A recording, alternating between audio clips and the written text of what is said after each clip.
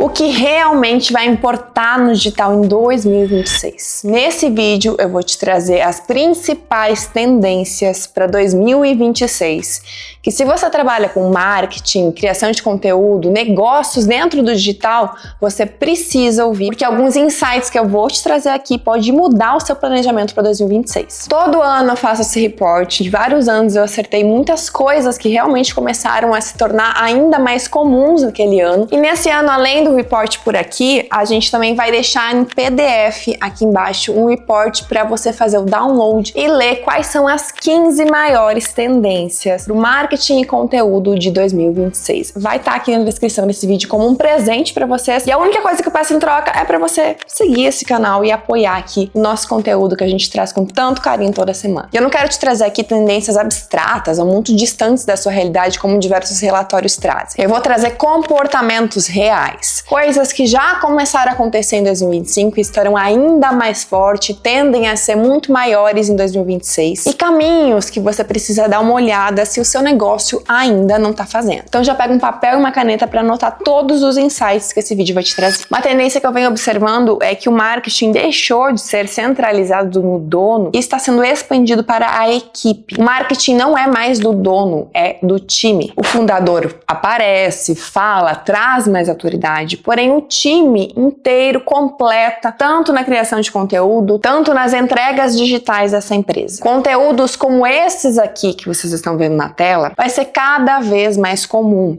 A gente vê diversas empresas já trazendo o time para dentro. Inclusive esse perfil dessa agência, ele tem um destaque para cada um dos colaboradores. Então ele criou ali personagens, personalidades, cada colaborador traz a sua visão de mundo, traz a sua opinião, cria ali a sua linha editorial dentro do perfil da empresa. E não é sobre obrigar o seu time a participar, mas é sobre começar a valorizar cada olhar de cada pessoa que trabalha com você. A personalidade de cada um, o ponto de vista, o jeito que cada um tem, faz com que esse perfil fique muito mais rico e gere muito mais identificação. Tá todo mundo cansado daquelas empresas que parecem entidades perfeitas. E a gente gosta muito mais de acompanhar o dia a dia e ver os bastidores reais. Empresas aqui no Brasil como o G4, a Vinci, a CIMED, diversas empresas que estão criando um posicionamento interessante para o corporativo, estão trazendo o time para o centro da construção desse conteúdo. E não falo só sobre empresas de educação, tá? A gente vê padarias, supermercados, diversos casos de pequenos negócios também entrando para dentro dessa tendência. A segunda tendência muito grande para 2026 é que cada vez mais você precisa enxergar o seu perfil como um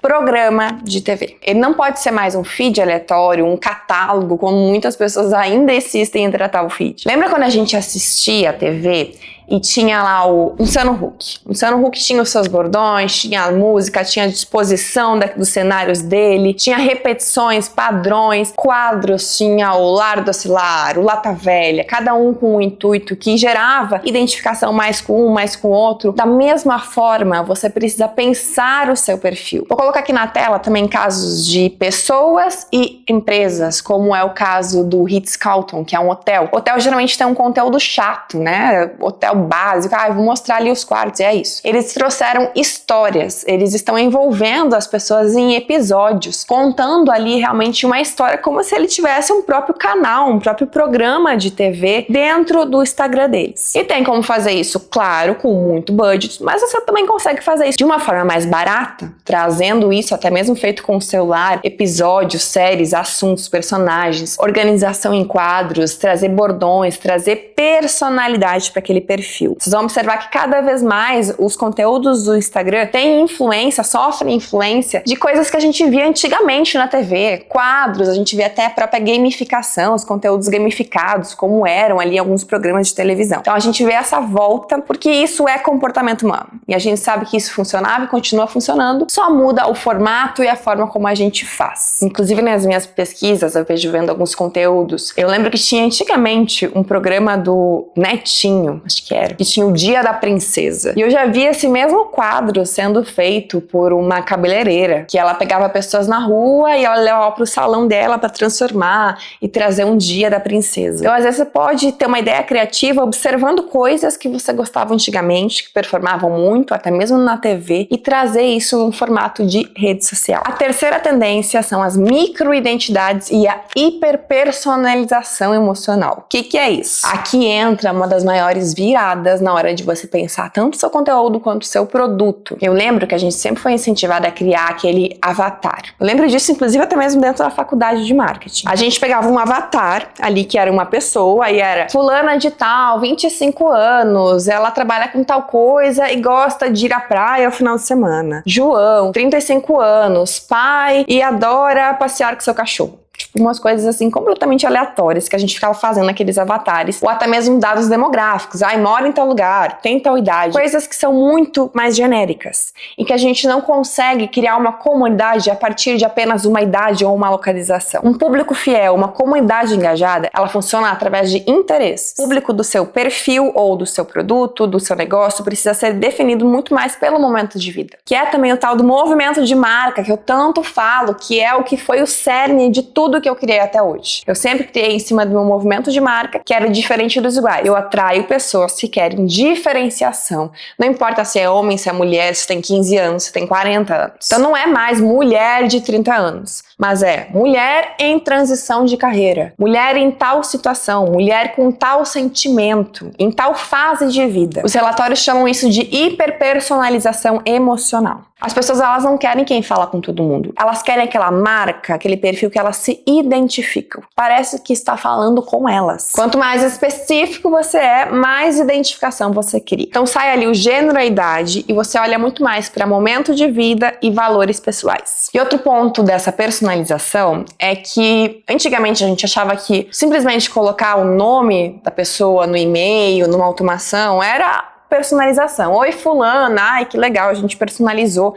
e agora esse e-mail vai chegar mais fácil para ela. Só que isso já é algo manjado. Simplesmente trocar um nome é algo muito manjado. Agora a questão é muito mais personalizar a vibe, não só a mensagem. Por exemplo, uma mãe que acabou de ter um filho não pode receber a mesma mensagem que um CEO que tá lá no auge da sua carreira. Não é só mudar o nome, mas também mudar o clima daquela mensagem. Ter atenção nessa personalização. A tecnologia permite isso. Inclusive, algumas empresas usam IA para gerar ali 5, 6 banners diferentes para diferentes momentos de vida de cada pessoa. E outro ponto que eu acho também vai mudar é que a gente não vai mais olhar só para KPIs de conversão. A gente passou anos obcecado por taxas de conversão, pelo ROAS. Isso jamais assumir, mas não pode ser a única régua. As marcas inteligentes começaram também a olhar para métricas mais emocionais, como o NPS, entendendo o conteúdo te ajudou, o atendimento resolveu o seu problema sem se estressar, a experiência foi boa, é sair do quantos compraram e medir quantos saíram pensando eu adorei essa marca.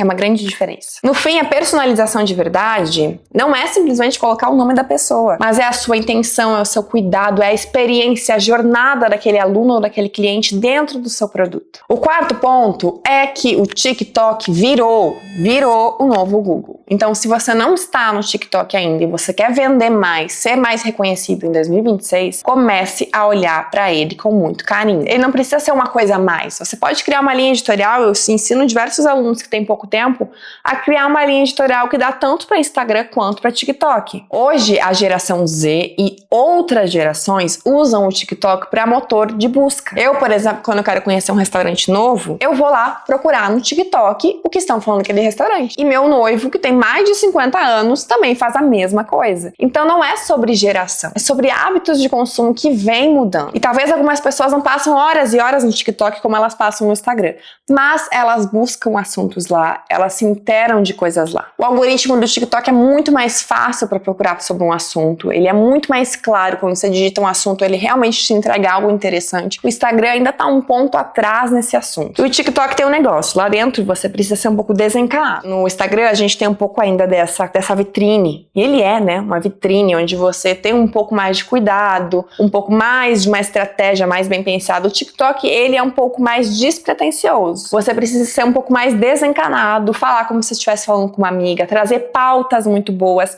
temas muito bons, porque você tende a se tornar muito grande rapidamente lá, que é uma rede que ainda está beneficiando novos usuários, ainda ajuda pessoas com perfis pequenos a crescerem por conta de bons conteúdos. Lá você é um conteúdo, você não é uma pessoa. O quinto ponto que eu aposto é que o offline, ele volta a ser um ativo de marca. Antes as pessoas viam o offline como um custo. Vamos fazer online que é mais barato, mas hoje ele volta a entrar dentro da estratégia investimento de marca. Claro que eu não acho que vai reduzir aquelas facilidades, por exemplo, uma call, que poderia ser uma call, que não precisa ser uma reunião presencial. Eu acho que esse tipo de coisa não vai mudar. Mas o fato da gente querer pagar por estar presencial com pessoas, estar num grupo, estar numa comunidade, estar num evento presencial, vem muito forte, porque a gente está sentindo saudades de estar em contato humano. A gente está sentindo saudades da natureza, a gente está sentindo saudades dessas coisas que são da experiência humana. A gente vê até uma volta,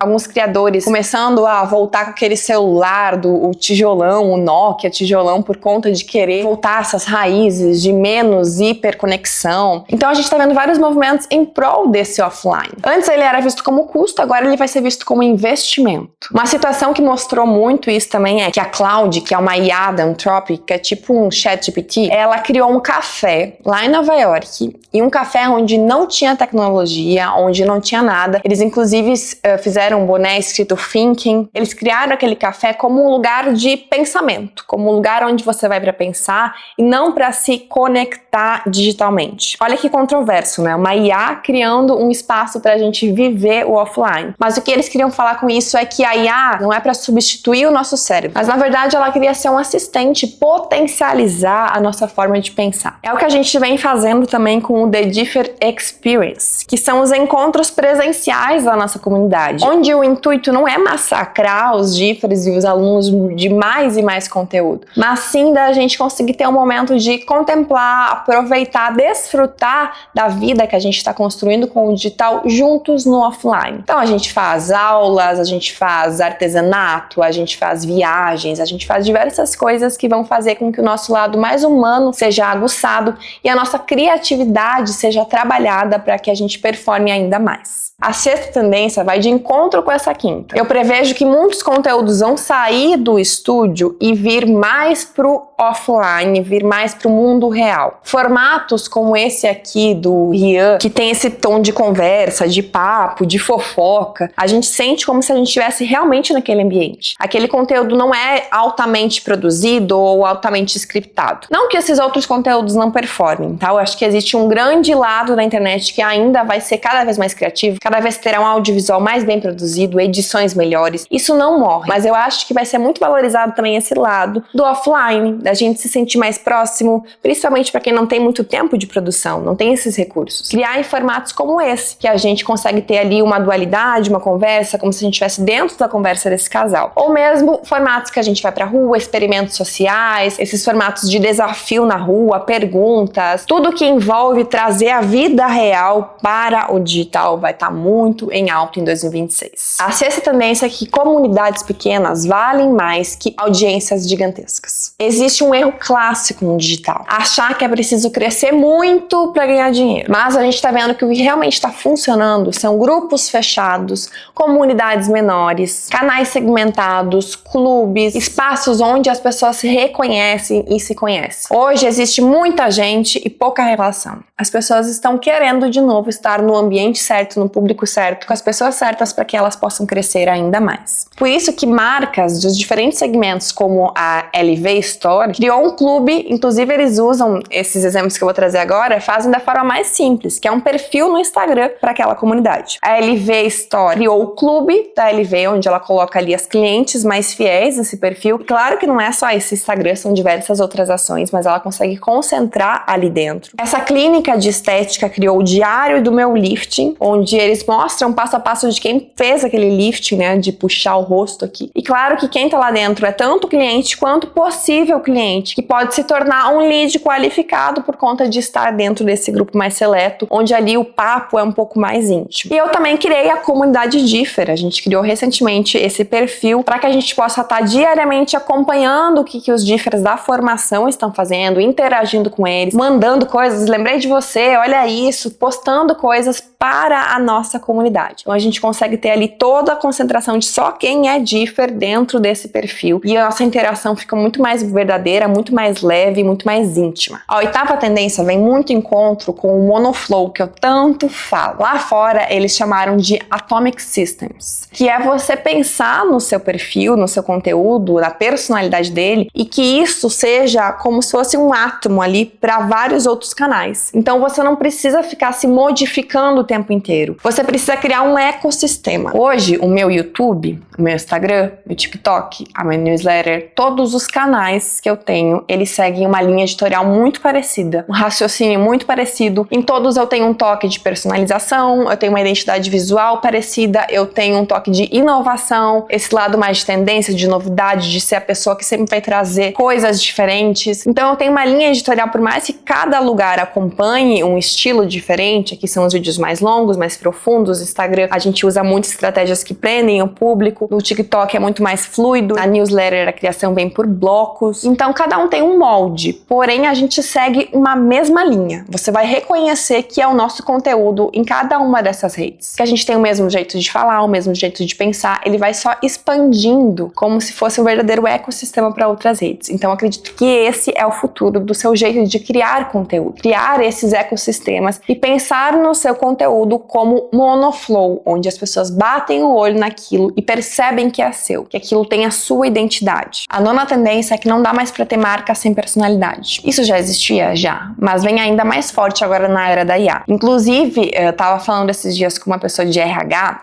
que ela falou que nas contratações eles não estão mais olhando só coisas técnicas, mas eles querem saber também o que a pessoa gosta, o que ela estuda, pelo que ela se interessa, porque essas particularidades da personalidade dela vão fazer toda a diferença na hora de tomar decisões e escolhas dentro da empresa. Então, mais perguntas sobre o que a pessoa consome, por quem ela é, além da formação dela. Quando a gente olha para lideranças como o Rony da Reserva, até mesmo a Chantal da Golden Co, ou até o Thales do G4 Educação, que mesmo sem ter um background perfeito, às vezes com cancelamento, com tantas coisas que possam falar dele, conseguiu se destacar por conta da sua personalidade, por conta dele conseguir criar essa comunidade de pessoas que admiram ele, mesmo ele tendo um posicionamento tão forte. Então a gente percebe que cada um desses personagens que performaram muito, eles têm personalidades muito boas, além somente da sua habilidade técnica. Eles são pessoas autênticas, eles trazem isso para dentro do seu trabalho. Então isso vai ser algo essencial tanto para marcas quanto para marcas pessoais. Não dá para mais seguir script pronto de criação de conteúdo. Você é médico, cria assim. Você é nutricionista, copia esse. Não dá. Não tem mais espaço para isso. A 10ª tendência é que vai ser um ano que a gente vai valorizar muito mais gestos e presentes criativos. Eles constroem muito mais memória do que desconto. Desconto todo mundo pode dar. O que ninguém faz é surpreender de verdade. Uma marca que eu sinto que tem isso muito forte, que inclusive mandou em dezembro um calendário do advento maravilhoso que eu achei incrível, onde cada dia ele tinha uma coisinha pensada para você. Peraí que eu tenho que mostrar isso para vocês que eu achei incrível. A Kiwi faz sempre a mestra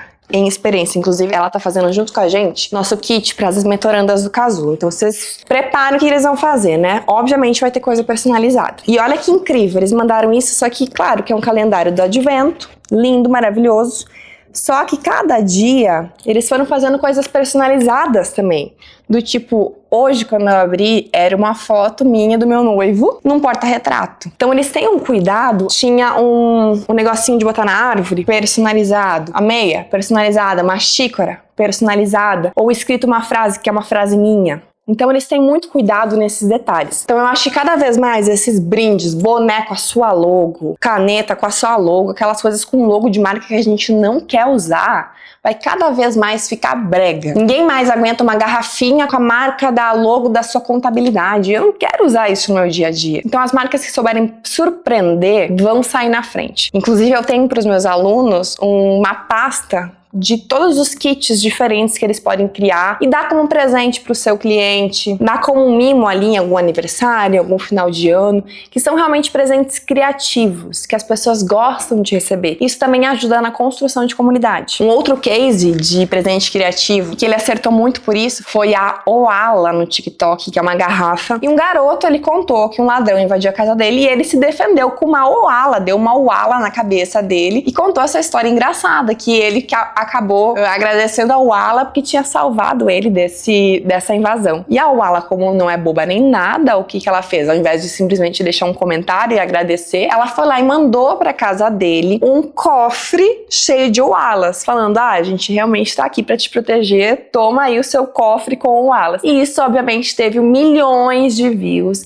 e gerou uma mídia espontânea, porque ele soube impressionar e surpreender. Não foi um clichê, não foi lá também, vou te dar um cupom. Ele realmente criou um presente personalizado pra ele, enviou pra casa dele e surpreendeu não só ele, como todo mundo que viu. A 11ª tendência é que as marcas, elas perderam o controle da narrativa. E se você tem uma marca, você precisa perceber isso. Acho que o case da Boca Rosa já tinha nos apontado isso, que ela fez aquele produto naquele lançamento que deu muito problema e acabou que as pessoas começaram a falar e ela, ao invés, antigamente as marcas faziam planejamento, ficavam meses organizando, tal mês é isso, daqui 6 meses é isso, e elas conseguiam controlar essa narrativa. Hoje, com a internet, já não dá mais para controlar. Então, uma coisa que você lança em um dia tem já a resposta, se foi bom ou não foi bom. Às vezes aquilo não foi bom e você não vai continuar o seu planejamento, você vai ter que recalcular essa rota. Então o planejamento das marcas também ficou muito mais restrito, é muito mais real time. Ela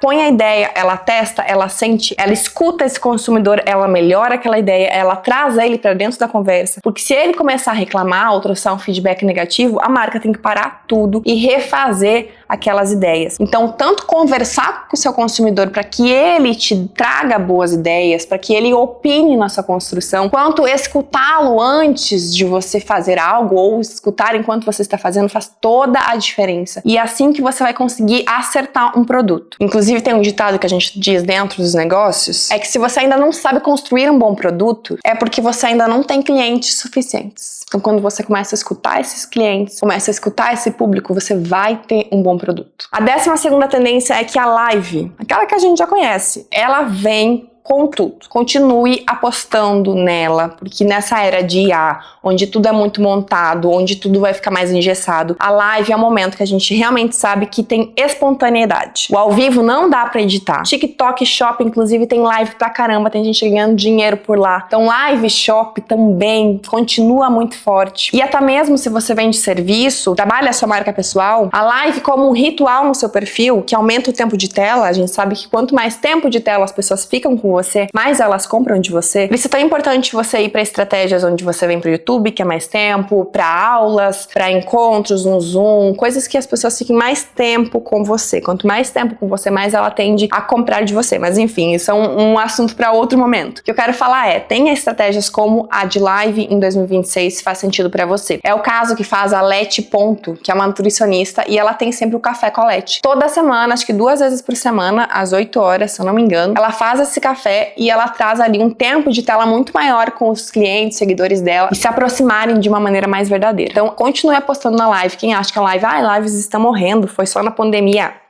Não. Continua muito forte. A 13ª tendência, Tendência é o que tendemos a fazer e pra mim é um fato, é que branding e performance se unem. Antes existia uma briga durante muito tempo de investe em branding, investe em performance, investe em marketing, em vendas e branding. Coisas separadas. Hoje eles trabalham todos juntos. Principalmente quando a gente vai falar de criação de conteúdo, de anúncios. Não adianta você fazer um anúncio para vendas. Isso não existe. Anúncio precisa ser bom, precisa ser criativo, precisa ser interessante, precisa ser inteligente e esse anúncio vai vender. Então as coisas andam juntas. Uma amplifica a outra. Outra coisa que eu não acredito que existe. No Instagram, você pensar, agora eu vou fazer um conteúdo de vendas. Eu preciso fazer um conteúdo que me vende mais. Você pode fazer no mesmo conteúdo que você fala de pauta quente, que você fala de assuntos fúteis para alguns, você pode vender no final, ou assuntos interessantes, né? Quem faz isso muito bem também é a Thay Dantas. Você pode ver que ela praticamente tem uma linha editorial ali que ela fala sobre bolhas, pautas muito interessantes, gerações, coisas que a gente sente. E nesse mesmo conteúdo, ela faz um CTA no final para venda.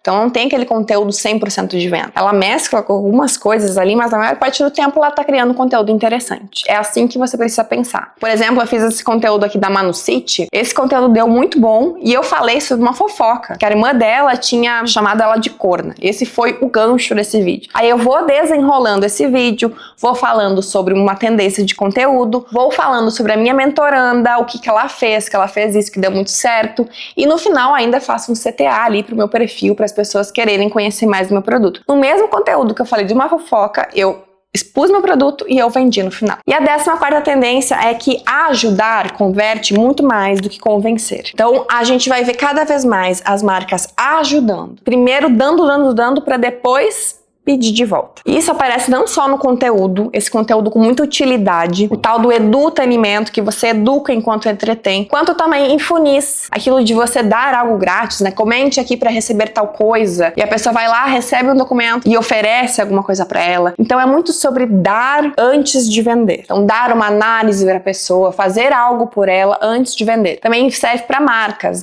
que ajudam, né? Se você tem uma marca de moda, ajude aquela pessoa com o conteúdo. Uma marca de joias pode ensinar como escolher o melhor brinco para o seu estilo. Então é muito sobre ser útil, sobre servir as pessoas antes de vender. Então olhe muito para esse lado, isso vai vir muito forte em 2026, já existia, não é uma novidade, mas é uma tendência porque a gente tende a fazer isso muito mais. E a 15ª tendência é que o processo vira conteúdo. É algo também que já acontece, mas que vai continuar sendo muito forte em 2026. Marcas grandes estão vendo que às vezes ela mostrar o comercial pronto dá menos resultado que ela mostrar o making off. A gente viu isso acontecer inclusive com a Apple recentemente. A gente gosta de acompanhar processos. Então, perfis como esse aqui do Caio, onde ele criou uma série que ele, com R$1, se eu não me engano, ele foi para uma cidade nova e está construindo um negócio do zero. E cada episódio vai mostrando esse processo, vai mostrando o que acontece cada dia, vai mostrando o que ele aprende, o insight que teve, o carro que quebrou, a pessoa que ele conheceu. Então, ele vai mostrando o processo todos os dias, como se fosse um verdadeiro capítulo de um seriado. Junta mais ou menos com essa ideia que a gente falou lá no início de um programa de TV, né? A gente vê também novos negócios surgindo com essa proposta de vou criar um café em tal lugar. Tem um menino que fez vou abrir um café em Lisboa, um restaurante em Lisboa, acompanhe o processo comigo, vou construir tal coisa, vou começar a empreender do zero, vou sair do CLT. Então esses conteúdos que a gente acompanha o processo, não só o resultado, também vão estar muito em alta. Inclusive eu tô usando essa estratégia dentro de um cliente meu, que logo vocês vão saber, em breve a gente vai poder revelar, que é um